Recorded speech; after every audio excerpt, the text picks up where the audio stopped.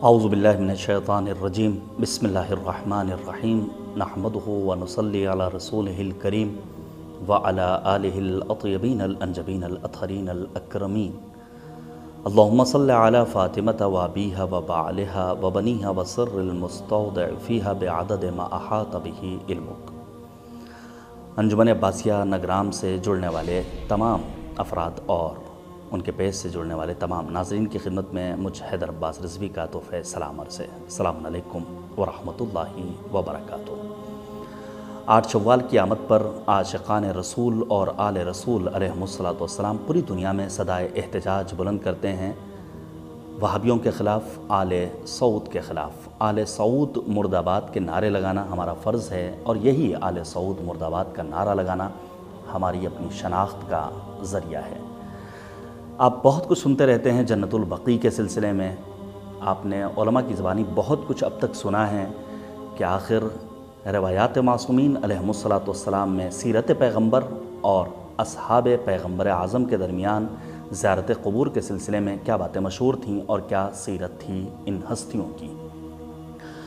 آج بزرگان دین مراجع عظام کے نظریے کے اعتبار سے ہم آپ کے سامنے بیان کریں گے کہ ہمارے بزرگوں نے آل سعود کے اس سیاہ کارنامے کو منظر عام پر لانے کے لیے کیا بیانات ارشاد فرمائے ہیں۔ سب سے پہلے معمار انقلاب اسلامی ایران حضرت آیت اللہ العظمیٰ سید روح اللہ موسوی خمینی رحمۃ اللہ تعالیٰ علیہ کا وہ بیش قیمت جملہ میں آپ کے سامنے پیش کرنا چاہتا ہوں، جس میں امام راحل نے فرمایا تھا کہ اگر ہم صدام کو معاف بھی کر دیں، قدس کو بھلا بھی دیں، امریکہ کی درندگی کو اندیکھا بھی کر دیں، پھر بھی آل سعود کو کبھی نہیں معاف کریں گے۔ انشاءاللہ اپنے دلوں کے زخموں کی گرمی کو صحیح وقت پر امریکہ اور آل سعود سے بدلہ لے کر ہی ٹھنڈا کریں گے۔ یہی امام خمینی جیسا بصیر انسان، مدبر انسان، باشعور انسان، خبیر انسان یہ آواز دیتا ہے کہ اگر کسی کو اجڑی ہوئی جنت کا نظارہ کرنا ہے تو وہ جنت البقیع کی زیارت کر لے۔ مالک ہم سب کو نصیب کرے اور یہ توفیق دے کہ ہم پہنچیں جنت البقیع ائمہ اطہار علیہم السلام کے ہمراہ، ازواج پیغمبر اعظم، اور ایک روایت کے مطابق بنت پیغمبر اعظم اور اصحاب پیغمبر اعظم کی قبروں کی زیارت کریں انشاءاللہ تعالی۔ آتے ہیں رہبر انقلاب حضرت آیت اللہ العظمیٰ سید علی حسینی خامنئی مدظلہ العالی کے اس فرمان کی جانب جس میں رہبر کبیر نے فرمایا کہ یہ آل سعود وہی لوگ ہیں جنہوں نے ائمہ اطہار کی قبروں کو جنت البقیع میں ویران کر دیا۔ اگر اس وقت ساری دنیا میں بر صغیر سے لے کر افریقہ تک کے ممالک میں ان کے خلاف صدائے احتجاج بلند نہ ہوتی تو یہ پیغمبر اعظم حضرت محمد مصطفیٰ صلی اللہ علیہ وآلہ وسلم کی قبر کو بھی منہدم کر دیتے ہیں۔ لہٰذا یہ نہیں کہا جا سکتا ہم کیوں آل سعود مرد آباد کہیں 8 شوال کے موقع پر، کیوں آخر ہم ان کے سیاہ کارناموں کو منظر عام پر لائیں اور بین الاقوامی تنظیموں کے سامنے اپنے عرائض پیش کریں۔ یقیناً یہ اس دور کے تقریباً 1 صدی قبل جب جنت البقیع کو ویران کیا گیا ہے، اس دور کے علماء، بزرگان دین، مؤمنین، صالحین کی دور اندیشی تھی، اور آج تک وہ جاری و ساری ہے کہ ہر سال 8 شوال کو صدائے احتجاج بلند کرتے ہیں تاکہ ہم دنیا کو بتا سکیں کہ ہم ہیں عاشقان رسول اور آل رسول علیہم السلام۔ ایک بزرگ عالم، مرجع تقلید، عارف باللہ حضرت آیت اللہ العظمیٰ محمد تقی بہجت رضوان اللہ تعالیٰ علیہ آل سعود کے بارے میں کہتے ہیں یہ جاہل آل سعود اور ان کے پیروکار سمجھتے ہیں کہ ائمہ کی قبروں کو ڈھا کر شیعت کو ختم کر دیں گے۔ بین القوسین میں ایک جملہ کہنا چاہتا ہوں، ہماری تاریخ بڑی سنہری ہے، ہمارے جوانوں کو زندہ دیواروں میں چنوایا گیا، ہمارے خون سے گارا بنایا گیا، ہماری ماؤں کی گودیوں کو اجاڑا گیا، ہمارے ملکوں کو تاراج کیا گیا، لیکن ہم ماضی کے بنسبت آج کہیں زیادہ پوری دنیا میں آفتاب عالم تاب بن کر چمک رہے ہیں۔ تم ہمیں مٹانے کی کوشش کرتے ہو، الحمدللہ شیعت کا پرچم، حسینیت کا پرچم، رسول اور آل رسول کی محبت کا پرچم پوری دنیا میں سرفراز و سربلند ہے۔ آغا بہجت نے کیا فرمایا؟ یہ جاہل آل سعود اور ان کے پیروکار یہ سمجھتے ہیں کہ یہ ائمہ اطہار علیہم السلام کی قبروں کو ڈھا کر شیعت کو ختم کر دیں گے۔ شیعوں اور خاص طور سے سادات نے ائمہ اطہار علیہم الصلاۃ والسلام کے زمانے میں قبروں کے ڈھائے جانے سے کہیں زیادہ عظیم مظالم برداشت کیے ہیں۔ پھر آغا بہجت کہتے ہیں کہ ہر تخریب کو تعمیر میں بدل کر ان کی قوت ایمانی میں ظاہری اور باطنی طور پر اضافہ ہوا ہے۔ اور آگے بڑھتے ہیں۔ وقت کا ایک عظیم مرجع آیت اللہ العظمیٰ وحید خراسانی مدافع ولایت ہیں۔ وہ یہ فرماتے ہیں کہ ہشتم شوال کو عذاب اپا کیجیے۔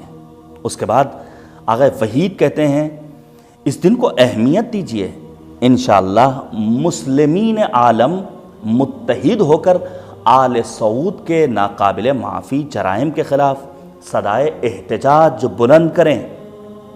یہ وہابیت مسیحیت کی پروردہ ہے۔ انہیں وجود میں لانے کا مقصد ہی یہ ہے کہ وہ اسلامی آثار کو محو کرتے چلے جائیں، جبکہ ہر امت کی کوشش ہوتی ہے کہ وہ اپنے آثار کی نگہبانی کرے، نگہداشت کرے۔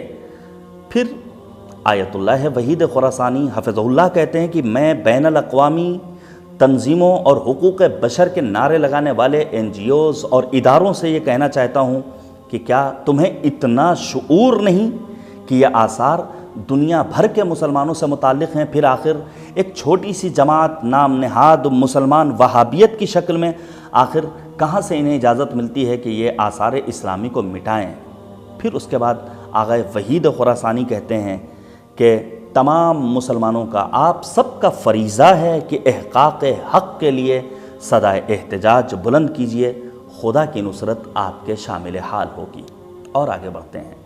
آیت اللہ العظمیٰ لطف اللہ صافی گل پائے گانی حفظہ اللہ وہ کیا فرماتے ہیں کہ شیعوں اور تمام مسلمانوں کو 8 شوال کے دن محزون ہونا چاہیے، غمگین ہونا چاہیے اور انہدا میں جنت البقی جیسے جرم کو انجام دینے والوں پر نفرین کرنی چاہیے اور ان کی مذمت کرنی چاہیے۔ وقت کے عظیم مرجع تقلید آیت اللہ العظمیٰ ناصر مکارم شیرازی فرماتے ہیں کہ وہابی ٹولی نے پوری دنیا سے بلند ہونے والی صدائے احتجاج پر اپنا ضدی رویہ جاری رکھا۔ اس ضدی قوم نے نبی اعظم صلی اللہ علیہ وآلہ وسلم کی قبر کے منہدم کرنے کا ناپاک منصوبہ بنا رکھا تھا۔ البتہ شدید رد عمل اور بہترین صدائے احتجاج بلند ہونے کے سبب انہیں ان کے ناپاک عزائم میں ہرگز کامیابی نہیں ملی اور آئندہ بھی انشاءاللہ یہ ناکام و نامراد رہیں گے۔ پھر آغا مکارم کہتے ہیں کہ اسلامی بحثوں کی بنیاد توحید اور شرک سے تشکیل پائی ہے۔ یہ وہابی ٹولی ان دونوں مسئلوں میں غور و فکر نہیں کرتی، غلط اور بیہودہ و بے معنی اور لغویات پر مبنی اپنی گفتگو پیش کرتی ہے، ایسی باتیں جس کا اسلام سے کوئی واسطہ نہیں ہے۔ اس صدی کے عظیم محقق مرجع تقلید آیت اللہ العظمیٰ شیخ جعفر سبحانی حفظہ اللہ کہتے ہیں کہ ائمہ بقی کے روزوں کی حرمت کی پامالی کا دن دنیا میں عاشورائے دوم کے طور پر جانا اور پہچانا جانا چاہیے۔ عالم اسلام خصوصاً شیعوں کو چاہیے کہ دنیا کے سامنے اس جرم کے مجرمین سے بیزاری اور نفرت کا اظہار کریں۔ ہم اور آپ نفرتوں کا اظہار، بیزاری کا اظہار کیسے کر سکتے ہیں؟ آل سعود مرد آباد کے نعروں کے ذریعے، اور یقیناً ان کے زوال کا وقت قریب آ چکا ہے۔ میں ایک اور مرجع تقلید کا تذکرہ کرنا چاہتا ہوں، ان کے احساسات بیان کرنا چاہتا ہوں جنت البقی اور انہدام جنت البقی کے سلسلے میں۔ مرحوم آیت اللہ العظمیٰ شیخ فاضل لنکرانی رضوان اللہ تعالیٰ علیہ انہوں نے چند ایک سوالات کیے ہیں امت مسلمہ سے۔ کہتے ہیں ایسا کیوں ہوا کہ کچھ لوگ ائمہ اطہار کی قبروں کو صرف اس بہانے مسمار کرتے ہیں کہ یہ خلاف توحید ہے؟ پھر وہ سوال کرتے ہیں کیا پیغمبر اعظم صلی اللہ علیہ وآلہ وسلم کی سیرت میں یہ نہیں ملتا ہے کہ حضرت جنت البقی میں زیارت کی غرض سے جایا کرتے تھے؟ سوال کرتے ہیں وہ، کیا اہل سنت کی روائی کتابوں میں یہ روایات موجود نہیں ہیں؟ کیوں ابھی تک توحید کے حقیقی معنی کو سمجھنے سے بعض افراد قاصر ہیں؟ اور پھر وہ کہتے ہیں کہ جو خاص گروہ اہل بیت اطہار کے برکت سے حقیقی معنی میں موحد ہے، توحید پرست ہے، اسی کو آج دنیا میں آخر کیوں موحد نہیں سمجھا جا رہا ہے؟ آیت اللہ فاضل الانکرانی رضوان اللہ تعالیٰ علیہ 8 شوال کی آمد پر یہ بیان کرتے تھے، میں اس عظیم المناک موقع پر سوگواری کا اعلان کرتے ہوئے یہ بیان کرنا چاہتا ہوں کہ 8 شوال کی مناسبت سے میں اپنے درس کی تعطیل کروں گا۔ تنہا شیخ فاضل الانکرانی رضوان اللہ تعالیٰ علیہ نے 8 شوال کی آمد پر اپنے درس کی تعطیلی کا اعلان نہیں کیا ہے، بلکہ مؤسس حوزہ علمیہ قوم آیت اللہ حائری یزدی رضوان اللہ تعالیٰ علیہ نے بھی 8 شوال کی آمد پر درس تعطیل کرنے کا حکم صادر کیا تھا اور درس کی تعطیل کی تھی۔ یقیناً آج ہماری یونیسکو سے، یونائٹڈ نیشن سے، OIC سے، عرب لیگ سے، دنیا کے تمام اداروں سے یہ اپیل ہے کہ آل سعود سے ضرور کہیں کہ وہ ہمارے معصومین علیہم الصلاۃ والسلام، اصحاب و ازواج پیغمبر علیہم الصلاۃ والسلام کے قبروں پر روضہ تعمیر کریں۔